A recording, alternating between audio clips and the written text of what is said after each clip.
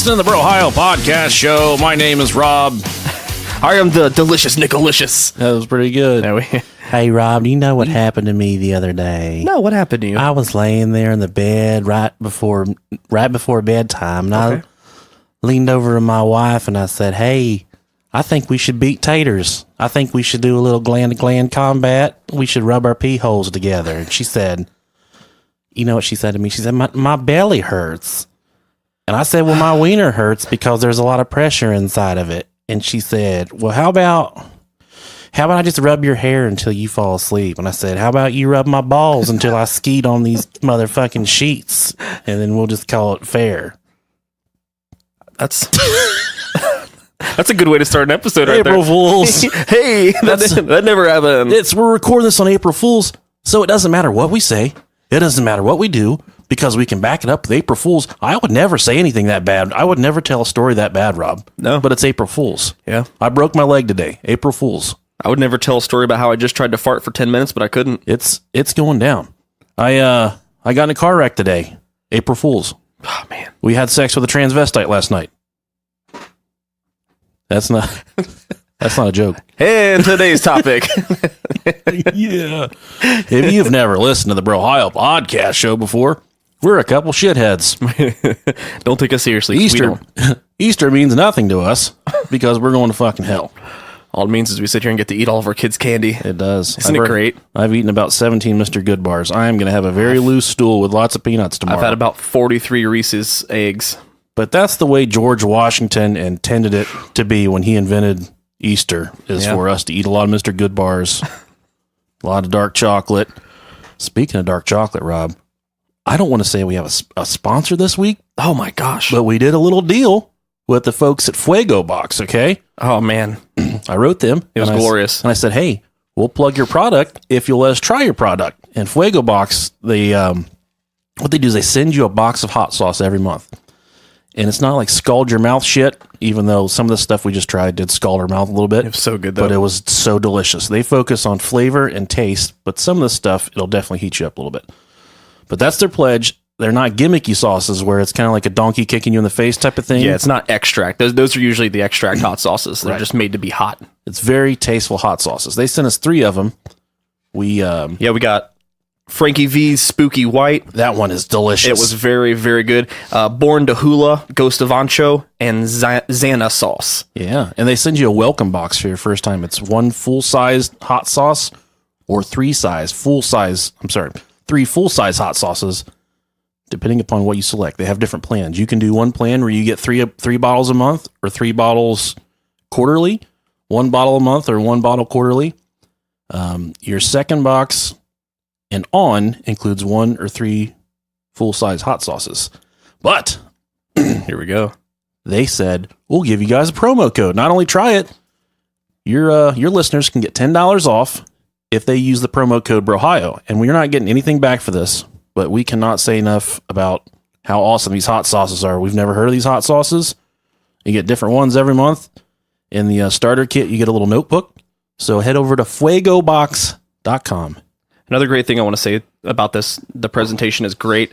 All the sauces are all organic ingredients. So if you're vegan, that's vegan friendly. Yeah. It's no GMOs and all that good stuff. So you're I don't know about gluten. I know gluten's a really serious thing and it kills people every day in America. Well, let's see, gluten free. It's gluten free. So there you go. Well, at least this sauce is. And then what's cool is it comes with a card.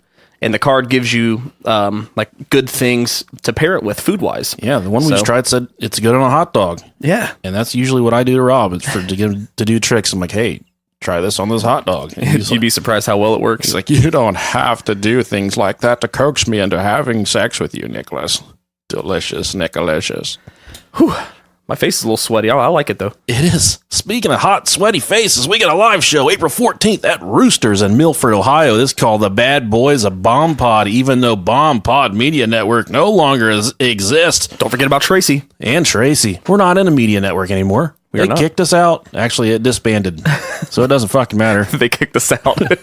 Yeah, you can go to Eventbrite. Just put in Eventbrite, Ohio on Google. It'll come back. It's in Milford, Ohio. It's going to be $10 a ticket. We're going to put the MILF in Milford. We are going to put something inside of Milford.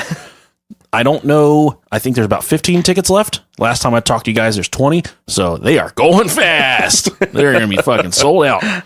We got some new Patreon subscribers. Thank you guys very, very much. I'm going to move her to the end. Yeah. But Josh Anderson, thank you for your pledge, sir. Thank you. We got Adam Greyhoughton.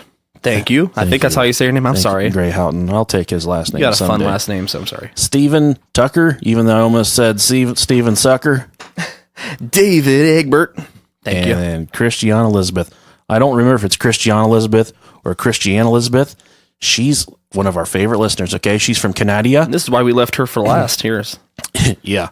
She's great. Right. She's bringing up the rear here. Yeah.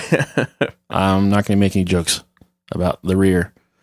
She sent us a box a couple weeks ago. Good old Canadian care package. Yes. She said, I'm going to send you a bunch of candies from Canada you guys have never had or never heard of before.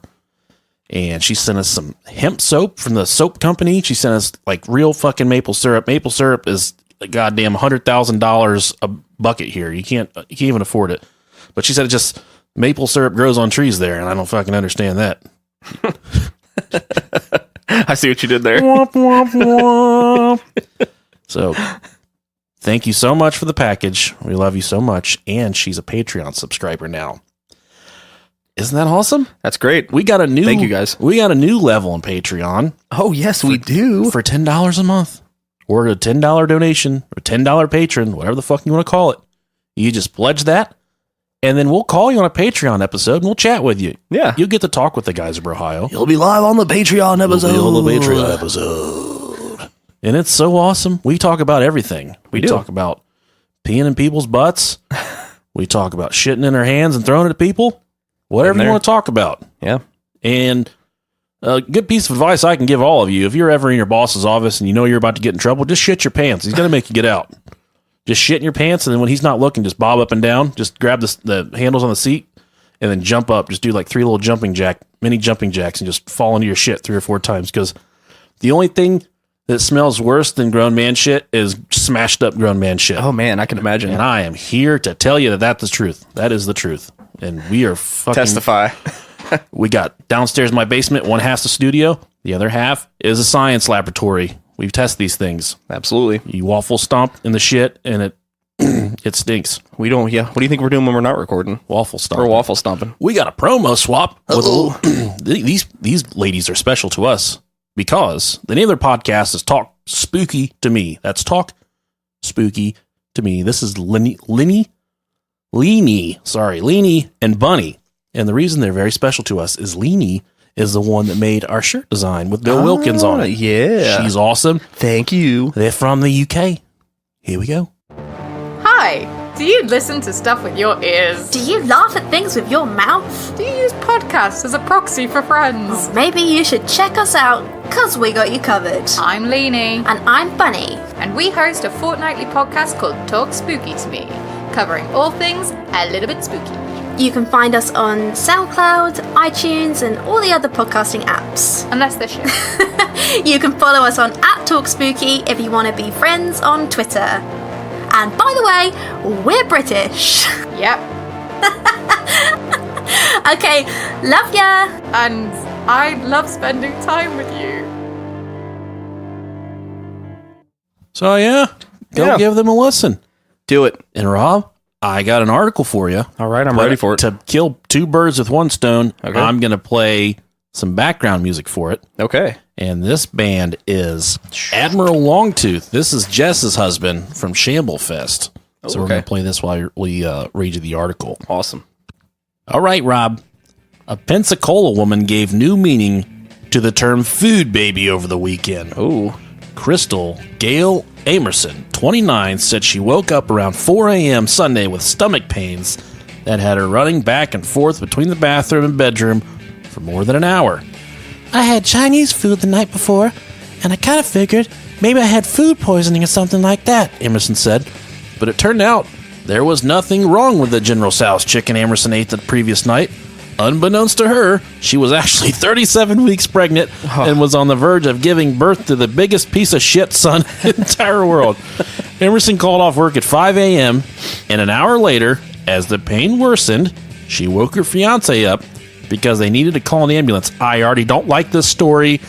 They're having a child out of fucking wedlock. It's goddamn Easter, and I can't do this right now, Rob.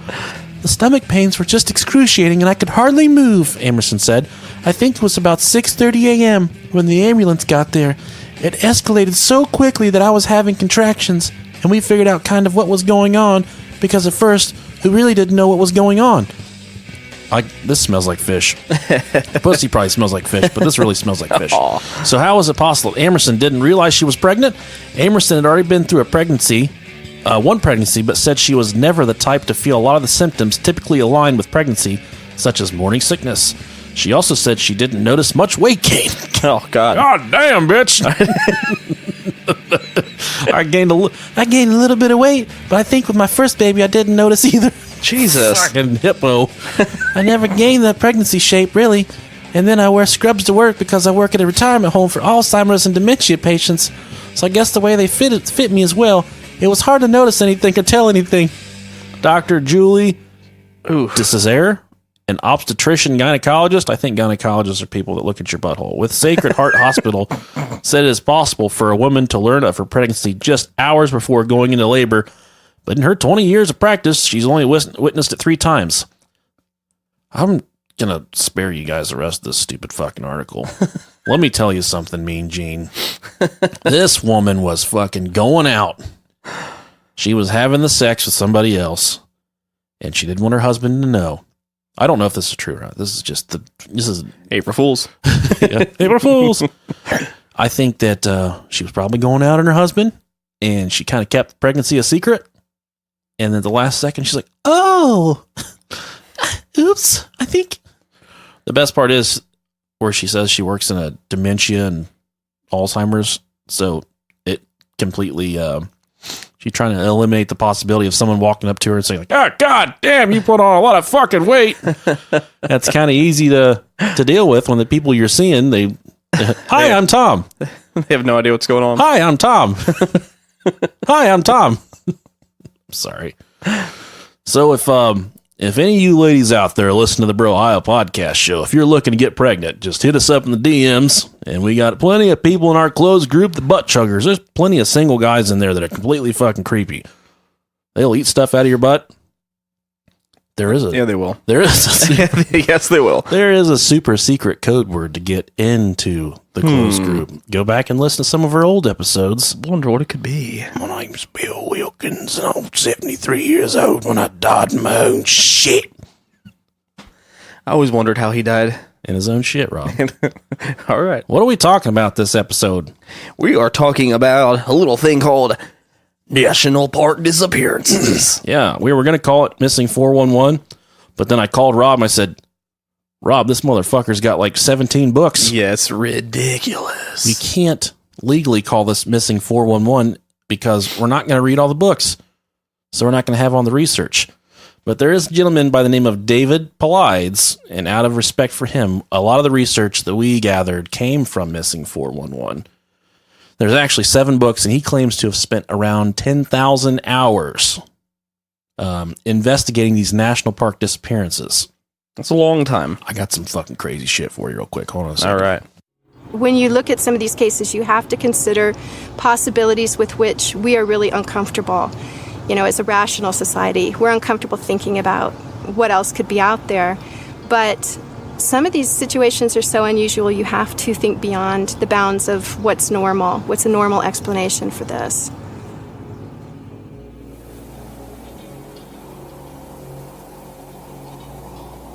I think one of the most impressive was a search in South Dakota. It was for a little toddler that had wandered away, and this was, I forget, it was January, February. It was cold weather, and we could not get any clues on the little toddler at all. It had been like 3 days, so we knew it was probably not going to be a good result. Anyway, we were, to make a long story short, coming through some willows, and it was all foggy, and the dogs were alerting, but we could not come to any, conclusion. And all of a sudden, my dog turned around and just let out a real startled howl, just it was scared. And we turned around, and here was this little toddler walking out of the fog with just absolutely no clothes on at all. And it scared all of it. I mean, the other handler and I both went, whoa, just startled us too. And just like the little thing appeared out of nowhere, out of the mist. We suspect, because of just the way, dirty and everything, that probably she had been with an animal, had curled up with a coyote, or we don't know for sure. And we'll never know. So that's a good way to get things started. Yeah, that's crazy. It makes you think a little bit, doesn't it? Because that's the thing about this missing 411 stuff for these national park disappearances. A lot of this stuff can be blamed. You can say, "Oh, a bear got him," or even worse yet, I think a bob kitty might have got him. Yeah, and the thing is with a lot of these is that there's not any evidence that wild animals get a hold of the bodies, and these individuals do really, really weird things that you usually wouldn't do if you were lost. Right. Like, especially with the kids, like, I'm sure we'll get into some of it, but like going like really far distances uphill. There's one You're instance. not going to go uphill if you're a There's kid. one instance of a 2-year-old. I don't really cover it in the research here, but this 2-year-old is gone for right around 3 days, and they said this 2-year-old traveled approximately 19 miles up, terrible terrain, right, all over a 2-year-old. Steep, and we're talking about like mountainous, landscape and all that good stuff. I have a daughter that's on her way to 2. When you take her diaper off, she reaches down and grabs all the shit out of it, just handful, and think that something of similar stature just hiked 19 miles. I couldn't fucking hike 19 miles. Right. There's a lot of things in this case study here that just, weird stuff. But the David Paulines guy, he claims to be former law enforcement, and I've read some people's research that say they couldn't find anything in relation to him being a former police officer. He says he was a police officer for San Jose. He's got a lot of pictures of him, I guess, in law enforcement type pictures, but no one can verify his file. I'm sure you don't just claim to be a San Jose officer and then it just, it sticks. If he would, I would say he probably was, but some people just like to stir the pot. We're not going to say one way or the other because I didn't read into it. Now, the national parks themselves are, and this is kind of crazy, are home to around 1,600 disappearances. And this is where he talks about this a lot throughout his things. Like anytime, he would ask them about their records. Right. And what's significant about these disappearances is the National Parks Department. Now it's kind of different. Now this missing 411 thing's blown up, but they don't keep records of their missing persons. Or so they claimed. Right. And a lot of people say they cry foul because there is no running list. But to say that there's a difference between a running list and a police report. You can go to the local police department and you can say, give me all of your theft reports in this area since May, and they'll zip them out for you. But then if you say, give me all of your police reports pertaining to the theft of dildos, they're gonna be like, oh, it's kind of deeper into the search algorithm. Where something like this, it should be really quick for them to just crank out all of their missing persons reports, but that's not the case. The National Parks Department, they kind of dodged and bobbed and weaved away from David Paulines and his research. Even when he got a legal document for what was it? The Freedom of Information Act. Freedom of Information Act. Yes, thank you. I couldn't think of what it was called. Yeah, even when he was presenting that, they still, were very resistful on giving him that information. They were, and I've read a lot of articles from like Motherboard and Vice where these people have reached out to the National Parks Department trying to get similar reports, and they make you jump through all kinds of hoops. They don't just fork them over. And what is crazy about these missing persons reports that we're talking about here, they get taken care of by all kinds of different agencies. So there may be a little girl missing, and then you go to the National Parks Department and say, hey, I want this police report about the little girl, Stacey. And they say, no, the local police department handled that. Or they'll say the FBI handled that. And they have all these different agencies that cover different missing persons, where it should all be centrally focused. It should be done by the National Parks Department because they are trained police officers. I mean, they're highly trained police officers. Their jurisdiction is ridiculously huge. Right. It's so large. I mean, I don't know the exact numbers on most of these disappearances happen at Yosemite National Park, which is, I think, takes up probably about 80% of fucking America. The goddamn thing is huge. That is a completely skewed statistic, but it's huge. Yeah. This research that we use it doesn't take into consideration people that were undoubtedly killed by wild animals, people that drown. Because the leading cause of death in our national parks is from drowning. Obviously, because fucking fat people like me jump in and they just sink to the bottom. And you got to think of all the different crazy like bodies of water that are going to be throughout this place. These places. So it's in Pauline's book, Missing 411, the thing that kind of got him going, and this is from his book. He says, I sat in my room at the lodge and listened to the ranger tell me about a series of missing people inside our national parks. The ranger stated that the events were very unusual. Many people were never found, and the Park Service was doing everything possible to keep a lid on the publicity surrounding the missing. He explained that non-law enforcement employees weren't privy to all the information, but that the upper echelon law enforcement supervisors inside the Park Service were concerned about the numbers and certain facts surrounding specific cases. So these guys turned David onto this, and they said, and a little further in the book, these guys say that they're scared for their lives to step out and tell someone about this. And that's kind of what got David hip to it. And one thing about David, it's kind of hard to trust his credibility because his fucking day job is he's a goddamn Bigfoot hunter. And if there's one thing that I know about Bigfoot hunters, they smell really bad. If you take a bucket of dead frogs and put a lid on it and let it set out in the hot summer for a few days and open it up, that's traditionally what a Bigfoot hunter is going to smell like. Delicious. Or like if you shit your pants and just sit in it, like we talked about earlier, just smashing it up. One other cool, interesting fact, we got to talk about clusters. Clusters? Not like clusters is how I have my sex. I can't do it all at one time. It's got to be short bursts. It's got to be spaced out over like 3 or 4 hours. Right. Can't just, it's damning. It's too intense. It is not a gift, I'll tell you. It's, what can you do? Now, when we speak about clusters, there's a lot of different circumstances that happen that go along with the main event. Okay. So like a lot of these disappearances, they happen near water. And one strange thing is oftentimes there's berries involved, like berries you pick off a bush, not dingleberries. Oh, damn, I was hoping it was dingleberries. You know, one time I strip searched an inmate in prison, and when he did the squat and cough, a blackberry came out of his ass. Like, I'm not making this up. This motherfucker was like 6'6".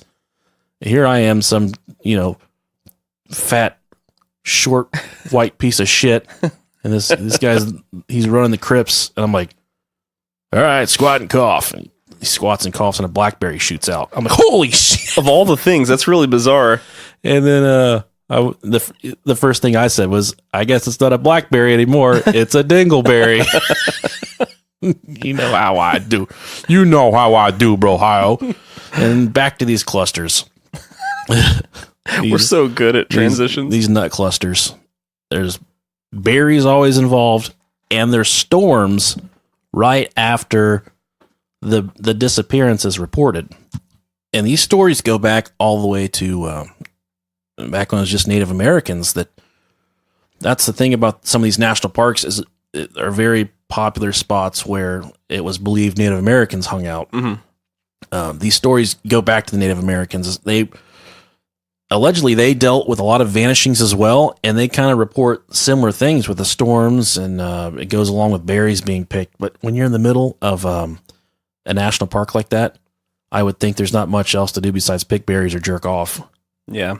And there's only so many berries, so I mean. Yeah, but if there's one thing we know, if you've listened to Bro Ohio for a long time, that you can masturbate for 8 to 12 hours straight successfully. Yeah. We're doing it right now. Yeah, even though there's not a McDonald's parking lot around, you can still find. I got Wi-Fi. You can still crank one out. Paid the bill 2 days ago. Yeah. It's fine. Hotspot it. And a couple other odd things go along with these disappearances. Oftentimes, there's reports that they've found people that have just melted into their clothing. That was always really weird when reading about that. I have no idea what the fuck is going on. I hate to just completely jump into it like that, but let's go off the rails with it. That's definitely something multi-dimensional involved. Yeah. And you can spontaneously combust, or you're going to get hit with a ray gun by an alien. I don't believe in spontaneous human combustion. I don't either. I think that's a crock of shit. Yeah. But I do believe in something not from here. Just this week, there was a report released, and I read it on CNN.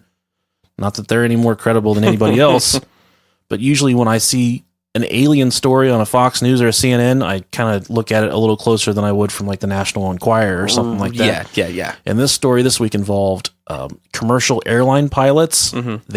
They were up in the air flying. What they've seen, they saw UFO hovering above them, and they called they called the central control, and they said, "Hey, there's something right above us, and we have no idea what it is." I mean, it's just, what the fuck is it? And mission control's like, there's nothing on the radar, and they coordinate with the armed forces, other flight companies. This stuff just doesn't happen in something unless it's like a drone from another country or something like that. But at that point, you're talking all out war, or you're running into a super secret military craft. And the thing about where this happened at was right above Area 51. Of course. So yeah.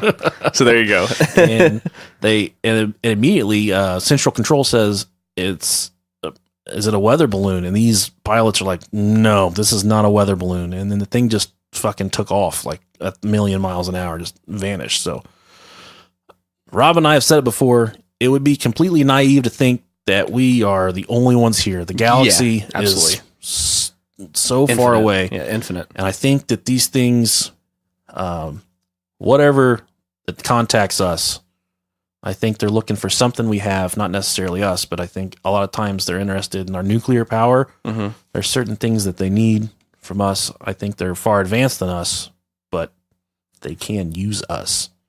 Just like we give the Saudi Arabians money so we can have their oil and shit. We don't need them, but we need them. You know what I mean? Other problems that are reported are problems with the dogs, the scent dogs. A lot of times they'll complain about the conditions being too dry, that the dogs can't pick up the scent of whoever they're looking for. Also, there's been times that it's not dry conditions, but I guess the dry conditions can greatly affect how well the dogs can smell. I don't think... Well, actually, I did read a lot of times the dogs will just, go completely fucking crazy. Yeah, they go crazy a lot of the times. They'll go to like random places. Yeah. But another thing is the storms that happen right after the disappearance is reported. So once these like blackout conditions, in these dense forests, when these storms roll through with the trees and whatnot, it just makes it that much. If there's any darkness at all, you cannot use the forest. You can't move through it. I mean, it's just the trees and whatnot are so dense, but they always, and the statistics I was reading in like the amount of times that things like this happen with these occurrences is in like the 90 percentile as far as these things happening every single time. In terms of the investigations, the national park, they kind of just kick it to whomever, like we said before. So they'll send it to local law enforcement, or they'll send it to the FBI, and that kind of it definitely fucks everything up. They had a really poor record system up until 2013, and they transitioned to a new record system to where they can better track all this stuff. But if you want records from the National Parks Service before 2013, they won't give it to you. If you go, because you got to think you're getting you got all these other organizations dipping their toes in what's going on, so you got to go through all them as well. So it just makes it more complicated. One of these journalists that I read, she reached out to the Parks Department about getting some documents from before 2013, and they just straight up said, "No, we're not going to do it. You can pay to have it done, but there's too much legwork. There's just we have to go too far out of our way to recover these records." And I'm like, these are fucking official government records. Why are these things being withheld from anybody? Yeah, exactly. And it smells like fish so bad, Rob. It smells like a big old stinky fish. Smells like doo-doo. It's hard for me to just put it all inside me. I get that. I normally don't have much of a problem putting stuff inside of me, but all the information from this case right here, I had a real hard time putting it inside of me, Rob. Usually I can sit on top of like a fire hydrant and it doesn't even touch me, if you get what I'm saying. Oh, I definitely get it. I'm moving on to Stacey Arras here. I think that's Arras. I would say Arras. Arras. Arras. Stacey's arse. Stacey's arse. That's not funny. This story dates back to July of 1981. She was on a trip with her father and 7 others. They were making a porno film about having sex with horse. No, I'm sorry. Mr. Hands? They were horseback riding in the Sunrise Meadows area of Yosemite National Park. Sounds so peaceful. Here we are. We are at the majestic Sunrise Meadows area of Yosemite National Park. If you look down your left here, we have a cabin. These are the gentlemen from the Brohio podcast show. If you enter this cabin here, it is a 1,000% chance you're going to get fisted by 2 grown men. One is slightly attractive. The other one's just obnoxious. He's not very attractive, but that's kind of, just stay away from that cabin. We'll let you guys figure out who's who. The group stopped to take a break after riding or being ridden by the horses for several hours. They were at some cabins. I guess they stopped at a resting spot with a lot of cabins, and they all were changing and showering, not together. I don't know about that part. We're talking about a 14-year-old girl now here, so I hope that was the case. Right. So Stacey, the 14-year-old girl, she told her dad she was going for a walk. There was an older gentleman that was with the group. His name was Gerald Stewart. What a really fancy name there. He was 75 years old. What the fuck are you doing being 75 years old hiking through Yosemite National Park, you fucking shit stain? Go play bingo. Yeah, go not die. How about that? Go buy lottery tickets. He was around 100 feet away from the cabins. It was her plan to walk to the area near where Gerald was, where he was hanging out, and she was going to take some pictures of the landscape, because that was Stacey's thing. She was a very avid photographer. She loved taking pictures of the wilderness. She made it to the boulder where Gerald was at. When she got there, she found out that Gerald was dead. I made that up too. What the fuck? Fucking Gerald, no. Gerald! But once she arrived, Gerald's dead now. This is from 1981 for sure. I don't know that for sure, but he's dead now. I would assume. Once she arrived, she told Gerald that she was going to venture further into the forest because she wanted to take pictures of a nearby lake. Now, Gerald, he agreed to go with her. At that point, no one knows. There was a flooded body of water that was close, but then there was the flooded body of water was only a few hundred yards away, whereas there was a lake that she might have also been after, but that was 1.5 miles away. I think Gerald was under the misconception that she was going to the flooded body of water, so he tagged along. The people from the campsite, they were still overlooking where Gerald and Stacey was at, so they could see where they were moving through the forest. They were pretty high up in the air, and they could see them moving through the forest. Gerald, like an old fucker, he died halfway. God damn it. He didn't die. We're sorry, Gerald's family, if you're listening. He had to stop and take a break. Of course he did. He's old. He's 75. Give the man a break. Stacey kept going, and they saw Stacey enter a thick group of trees. And when she walked into the trees is thick. Yeah. You ain't never seen a tree this thick before, you fucking little ass picture taking hoe. And she entered the trees, and that was the last time that anyone would lay eyes on Stacey ever again. Aw. It's very sad. It is. Gerald notified the others, and they obviously came to search for her. Search and rescue was called in as well. There was a group of people coming from the direction that Stacey traveled. There was a group coming from that direction. They interviewed by the investigators, and they said they had no slight chance at all that they spotted Stacey. They saw nothing. They didn't hear any sounds. They didn't see anything. So that's kind of that goes along with people melting in their clothes and shit. She just fucking vanished. I mean, these people passed right by where she would have been going, and they saw They saw nothing. They didn't see any stitch of Yeah, and if they were coming from that area, you think they would, you'd be able to see somebody either moving or something. And then for 10 days, there was a group of mountain rescuers, search and rescue teams that blanketed a 3 to 5 square mile area. And during all the mix-up of the search, Gerald passed away. God damn. No, the only stitch of anything that they did find of Stacey was a lens cap from her camera, which was on the ground right where she entered into the tree line. And that's her camera was never recovered. None of her clothes was ever recovered. There was no sighting of anything remotely close to Stacey, just the lens from the camera. One of the local news outlets, the Fresno Bee, reported that Stacey had some unresolved family issues. It didn't get any deeper than that, as well as she was really missing her boyfriend. He must have been a really good guy to miss your Yosemite. Just enjoy it, These kids and their puppy love. And right before she left the campsite, like a good dad, her dad told her, hey, you're wearing fucking flip-flops, change into hiking boots if you're going to go take pictures of the landscape. Right.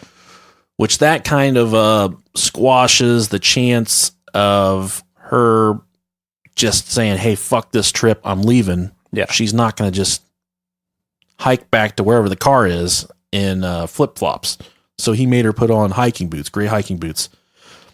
Also, this was an instance of where they had a very dry time of the year, and the dogs, they picked up nothing. From the very start, there was absolutely nothing the dogs were hitting on.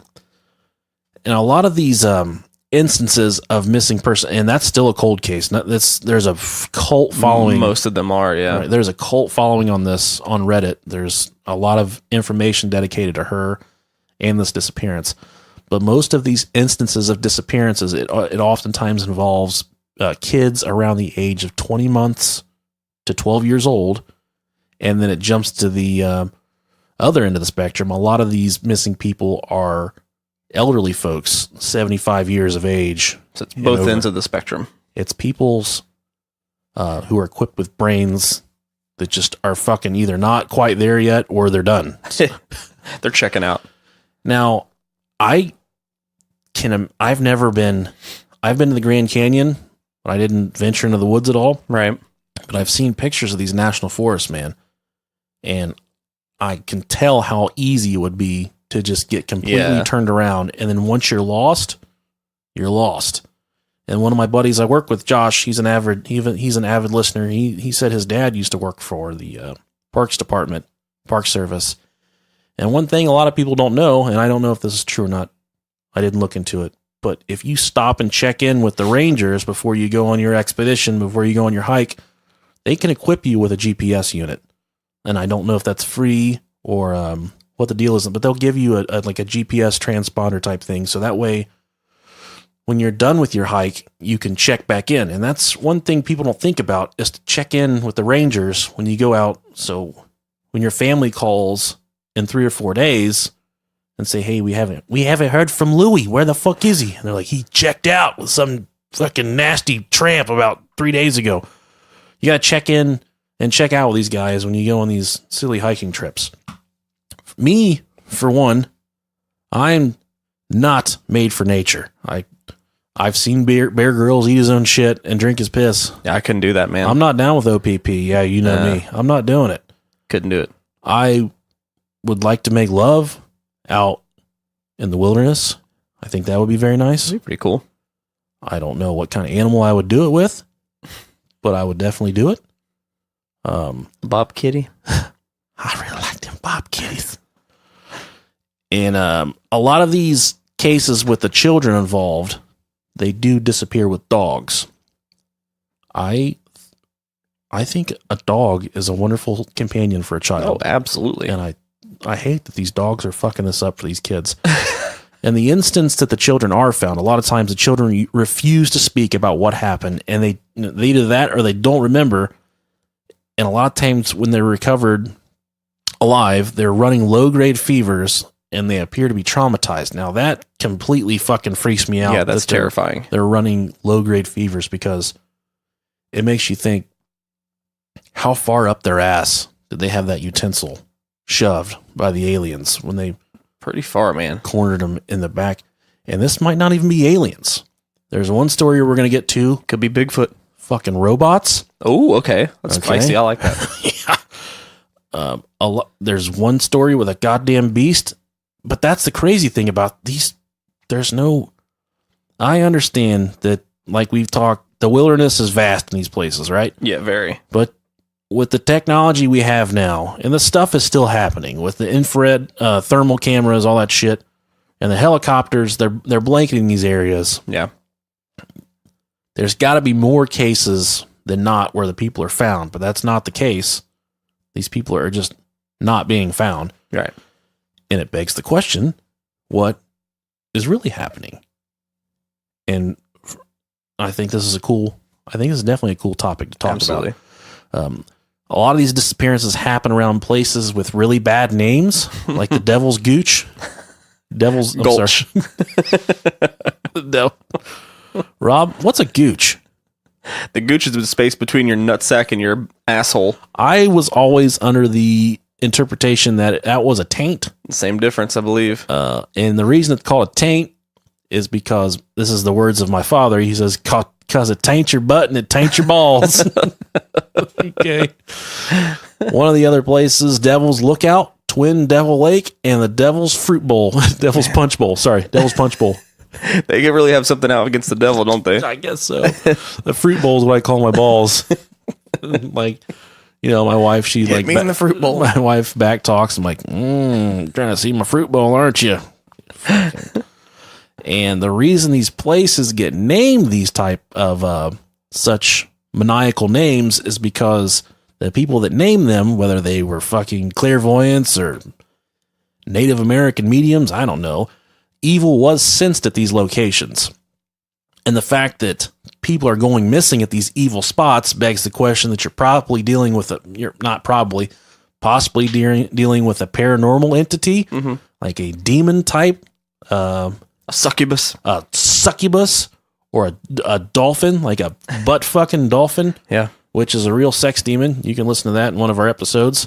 We always talk about the... It's the prettiest of the sex demons. My name's Bill Wilkins, and I'm here to talk about demons, Rob. All right, Mr. Wilkins, what do you want to say about some demons today? One day I was talking to my friend, and he said, hey, we should go down and get our assholes bleached. And I said, I'm not going to get my asshole bleached. My name's Bill Wilkins, and I dyed my own shit. And I don't need to get my asshole bleached. Because my asshole tastes like Swedish fish. It's kind of alluring. How do you feel about tasting my asshole, Rob?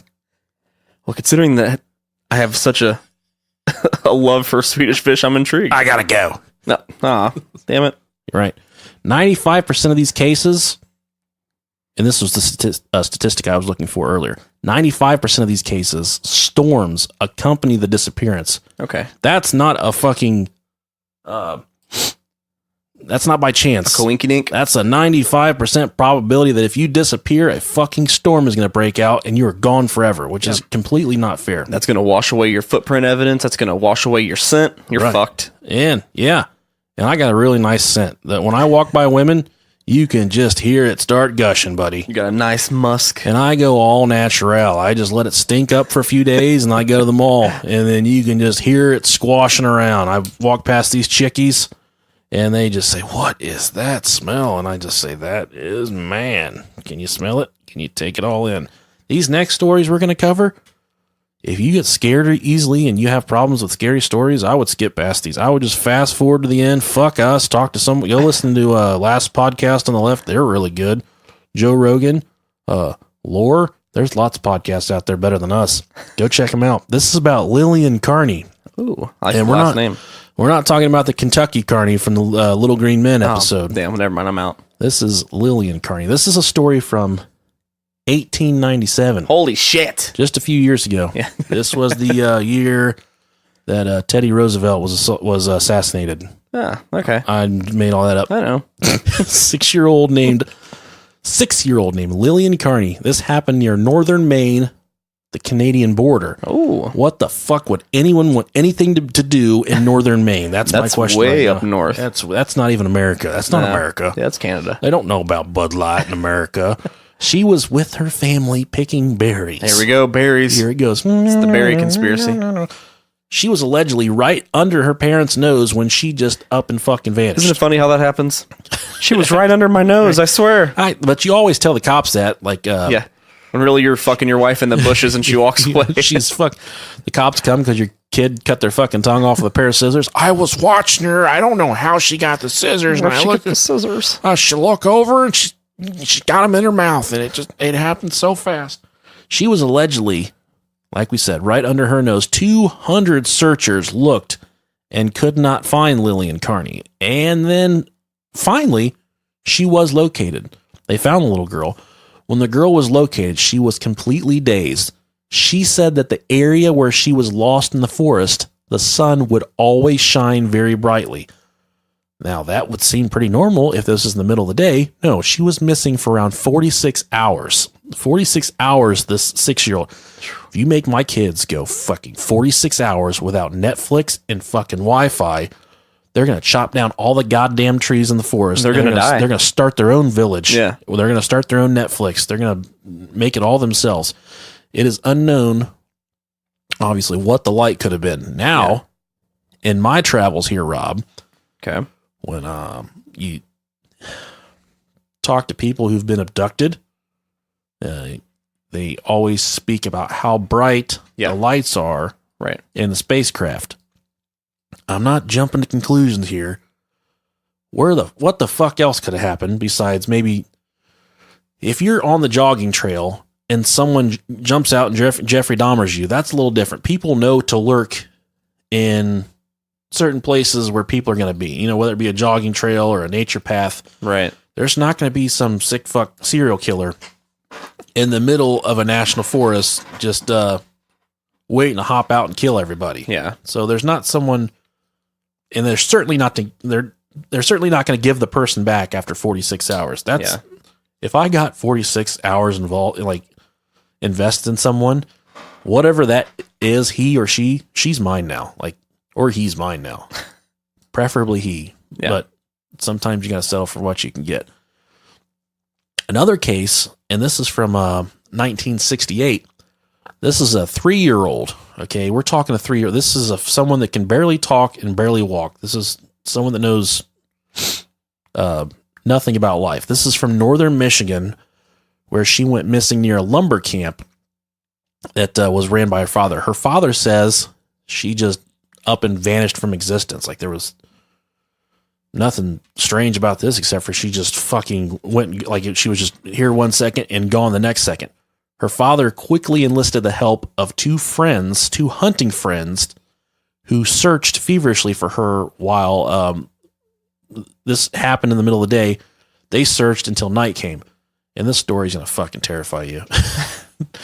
I'm ready. They called the search off when night arrived, but picked up where they left off the next morning. The two hunters who were, it said that they were very good trackers. The two hunters that the father had enlisted heard a little girl shouting nearby. The screams sounded like they were being muffled, like someone possibly had a blanket over the little girl's face, or they might have had their hands over the girl's mouth. The hunters followed the screams through a very dense part of the woods. It said that these part of the woods were so fucking dense that they had to fight to get to the trees and fight to get to the bushes and whatnot. While getting through the bush, they heard a very large splash. Almost instantly after hearing the splash, they made it through the trees into a clearing and observed a huge black object slightly protruding from the water and swimming to the opposite side of the river. They stared in shock, obviously, because they didn't know what the fuck it was. Then their attention was quickly diverted because nearby there the girl was, standing on a log, but she was missing some of her clothes. The girl said that the huge beast that they'd seen, his name was Mr. Wolf, and he was holding her captive. Mr. Wolf ate her hat, took her shoes from her, and provided her with berries to eat. The fuck? This is what this 3-year-old girl said. Now, my hair right now is standing up on the back of my neck because Mr. Wolf, there are stories of these missing persons. We don't cover it a whole lot here, but these people are taken, I guess, they're taken care of by bears and shit. Like these bears will watch over them.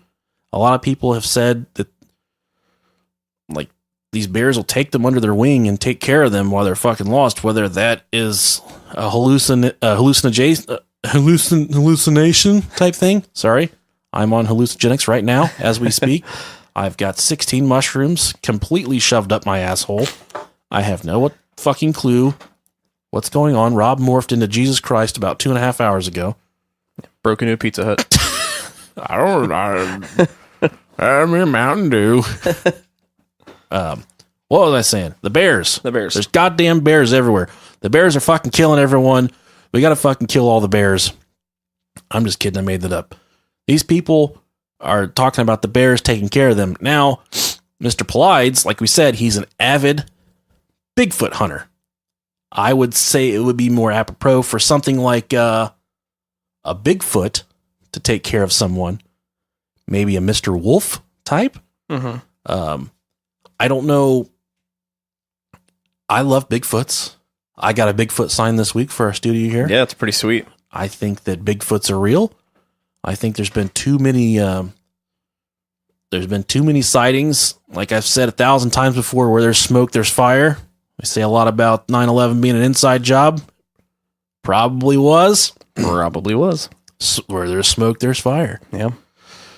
And that's one of the things that a lot of the researchers have said is that there's some kind of like beastly type animal, like a Bigfoot or some kind of morphed bear that's maybe to blame for all these disappearances.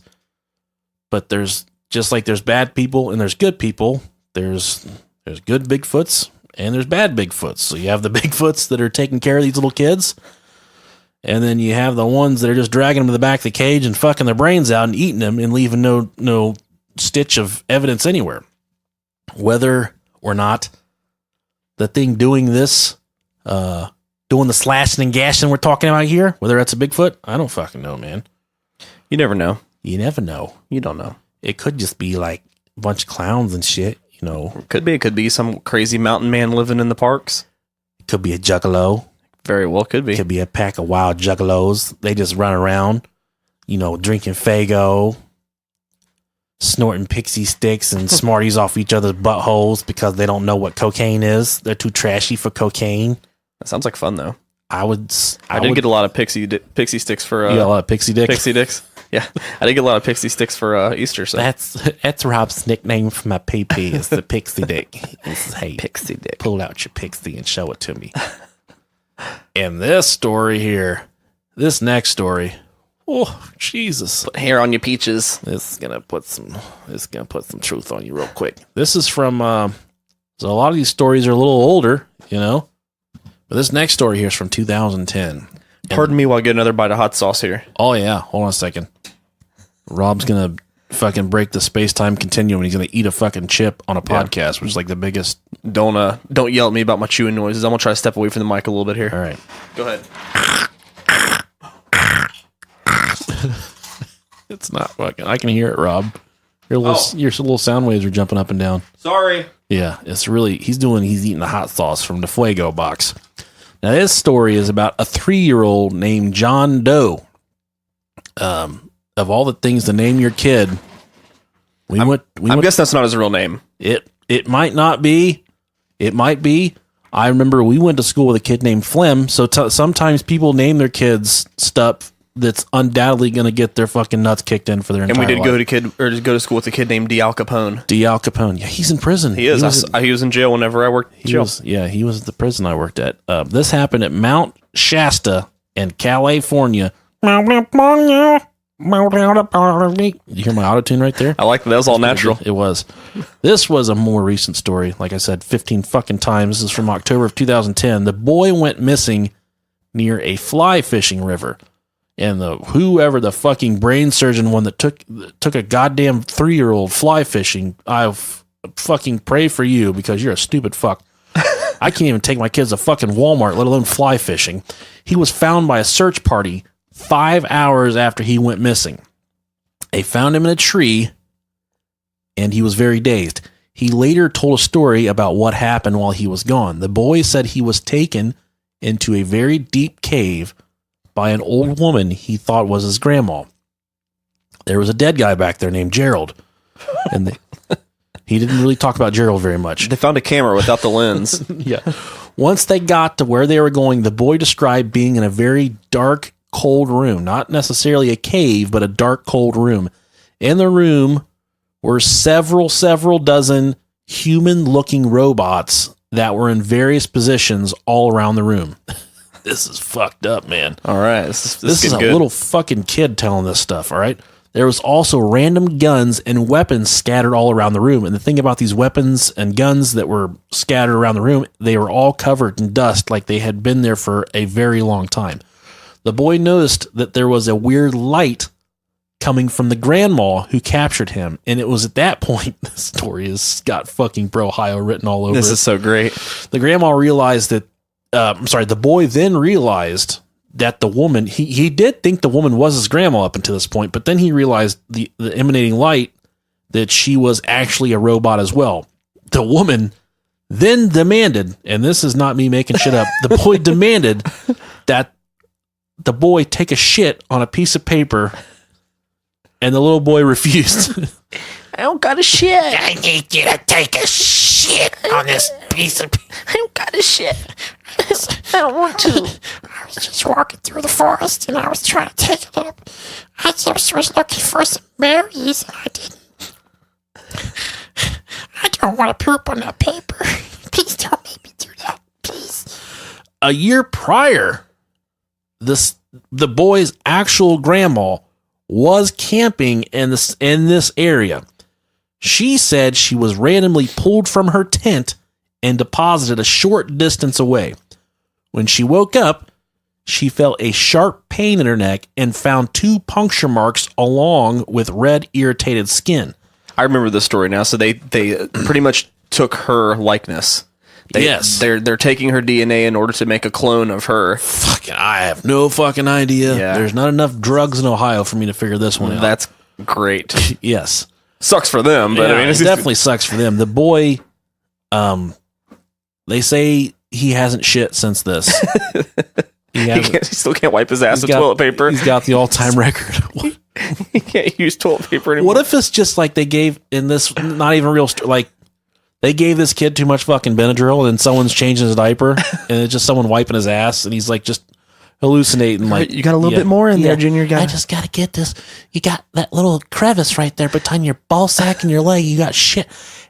How did you get shit all the way up your wiener? Come here. I got to wipe it off.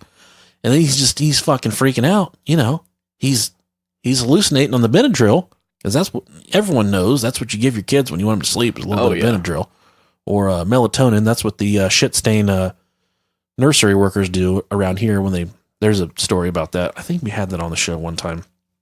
I can't remember. Who knows? Now our last story. This is a very popular one as well. This is about a little gentleman named Stephen Kubacki.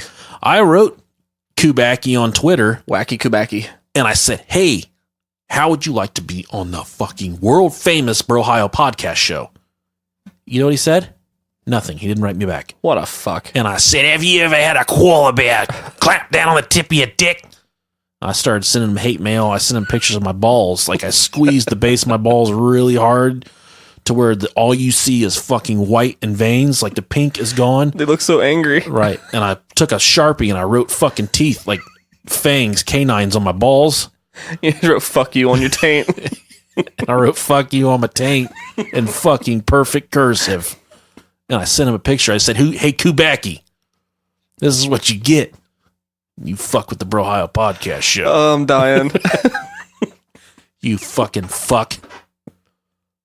He didn't die like Gerald, but I wish he would have. I stalked him. I know you, Kubacki. I know you now. You had your chance. Yeah, I didn't do any of that stuff to Kubacki. April Fools. April Fools. He's a doctor. I don't mess with doctors. He is an avid hiker and an avid outdoorsman, In 1978, he went missing in an area known as the Lake Michigan Triangle. And that is where you go to find prostitutes in Michigan, is the Lake Michigan Triangle. It's actually, they kind of, this is fucking stupid. I'm done. But this triangle here, they kind of, I don't know, compare it to like the Bermuda Triangle. Okay. Not nearly as much shit going on in the Lake Michigan Triangle, because everyone knows that everything from Michigan just smells like shit and tastes like hooker spit. Aren't we supposed to say that because we're from Ohio? I suppose. I don't know. I have no problem with Michigan, actually. I don't either. I could fucking care less. It's too fucking cold for me. But. Right. After Stephen went missing, they discovered his ski poles and his skis on a beach of Lake Michigan. And ski poles sounds like the dirtiest fucking world in the entire world. It really does. Like you flip on a snowman porno, he's like, how do you feel like getting these ski poles shoved up your fucking icebox? I'm going to bury my ski pole in your cold vagina. There were footprints in the ice leading up to the lake, and they found the footprints. I guess they used a helicopter to fly over top as part of the search and rescue or whatever, and they saw the footprints, and they went right up to the edge of the lake, and they just fucking stopped. So he didn't. If he would have went in the water, he would have died. It was so cold. There's undoubtedly he would have died, and that's hypothermia is going to fuck you up there. Yeah. They found his backpack close by as well. Beyond that, there was no evidence. 15 months after the incident, Stephen walked up to his dad's front door and rang the doorbell.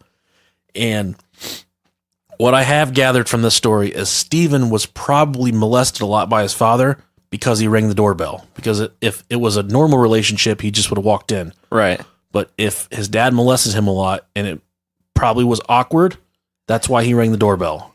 But it is noted in the story that he rang the doorbell after he'd been gone for 15 fucking months. Hashtag justice for Stephen. Yes, justice for Stephen. God. And his dad's like, oh, well, I'm so happy to see you've come back. And Stephen, he says, what the fuck is going on? He had no fucking idea that he'd been missing for so long. He says, I was just wandering through the fucking wilderness. Next thing you know, here I am waking up. And he woke up in Pittsfield, which is about 40 miles from his dad's house. And it doesn't say how he got from Pittsfield to his dad's house, the 40-mile trek. Right. But I think it involves sucking trucker dick for sure. He was in a meadow when he woke up wearing clothes that weren't his.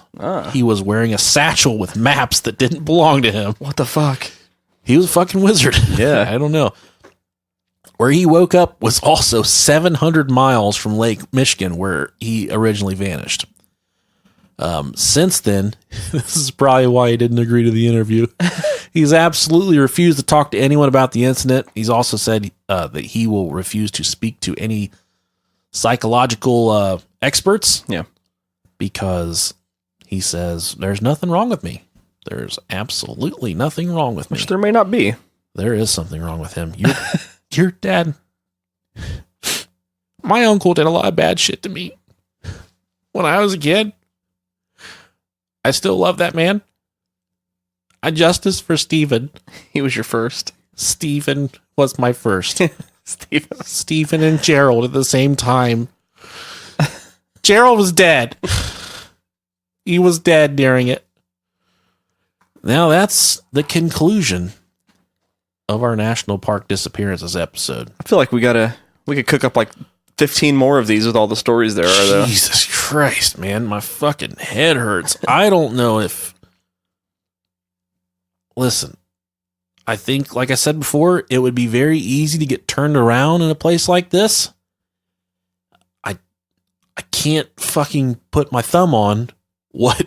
Like, there's nothing that says either way here. If it's Bigfoots, if it's aliens, if they're just giant buttholes out there in the middle of the fucking wilderness they're falling into, I can't put my finger in it or on it. If it was a butthole, I would put my finger in it. Yeah, you definitely go in it.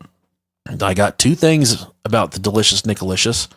There aren't a set of boobies that I won't look at, and there's not a butthole I won't at least put my finger in. Yeah, we ain't scared of no buttholes here at the Ohio podcast. We ain't scared of no buttholes at all. We ain't scared of no buttholes.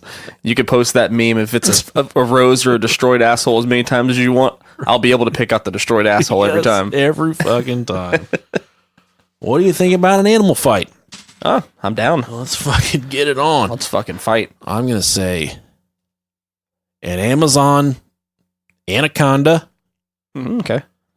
An anaconda versus a crocodile. Crocodile. Anaconda. Has that happened before? I'm sure it has. I got money on anaconda. I guarantee you could find a video on that. I feel like those two live to get too close together for them not to fight. I feel like it could go either way with those. You think the anaconda's got it on lock? I do. Wait a second. I think its bite and its wrap and its squeeze is going to fuck up that alligator. I'm changing it to a badger. Okay. On land versus an anaconda. Badgers are scrappy as fuck. I think I'm still going to go with the anaconda. What's that fucking badger don't fucking care or something like that on YouTube? It's a video. Oh, yeah. It's the badger. Yeah. Badger. Yeah, Badger. Mushroom. Badger. Are you going with the badger or the anaconda? I'm going anaconda. Dude, I'm going with a badger. Fuck it. I think he's going to sink his teeth in and he's going to fuck the anaconda. And then after he kills it, he's going to stand over top of it and he's going to be like, "My anaconda don't want none unless you got buns, hun." I could see that. Yeah. Next week, should we tell him? Yeah. We're going to...